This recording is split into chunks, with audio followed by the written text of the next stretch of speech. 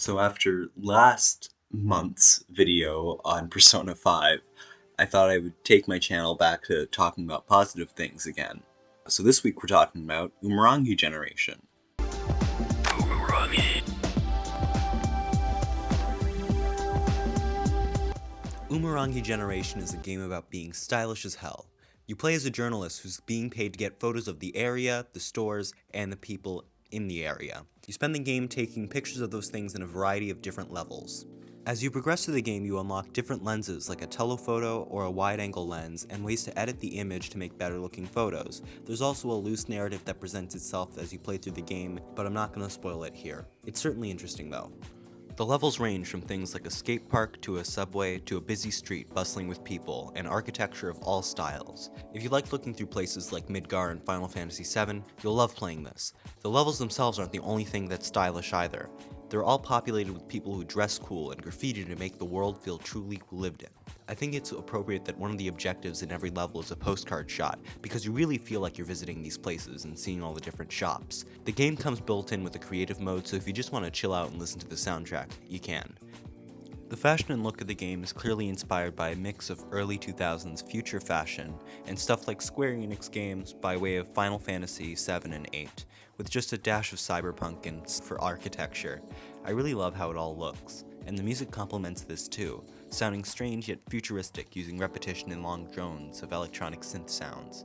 I certainly hadn't heard much like it before. I don't know much about music criticism, I hope that worked. The base game comes with over 80 songs, and the Macro and Cheese DLC adds another 50. A lot of the music is great, and I listen to it even when I'm not actively playing the game. I'll put some of my favorite songs from the soundtrack up on screen right now. It was done by Thor High Heels, and I'll certainly check out more of his music because this was great. Also, the titles are golden. The base game is about $20 and comes with 8 levels, which will run you about 5 hours. If you go for the bonus challenges like completing a level under 10 minutes or collecting all the film canisters, you get extra lenses and filters, which allow for more variety when taking pictures. Every level has the same bonus challenges though. I do have a couple issues with the game though.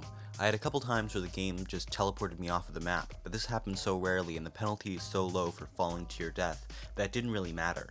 I think it's weird that there's a limit on how many photos you can take, especially since film can restore it, and it's really weird that the game doesn't have a 3x3 grid to use to take photos with, since it's basically in every other game already. That's it, really. I don't have many other complaints with Umurangi Generation at all. Personally, I would say to just beat all the main objectives and not worry about the bonus challenges, unless you're crazy like me. I finished all of them. Also, read the tutorial, it's super cute. The game also has a DLC called Macro and Cheese that adds a couple levels and even more gear to use, like rollerblades, a triple jump, and other cool stuff. Although, as a whole, even the base game was just really fun and just generally a good time to play through. I'm really excited to play whatever these devs put out next. I would highly recommend Umurangi Generation and its DLC. I bought it all in a bundle with the soundtracks in a Steam sale. 8.5 out of 10. Actually, you know what? 9 out of 10. Thanks for watching the video. I'm probably going to make a second video to this where I discuss Umurangi Generation's plot more, because I wrote a lot of it before beating the story entirely in Macro. And now that I've beaten Macro, I want to talk about it. Also, next month's video is going to be on Persona 5 Royal, most likely.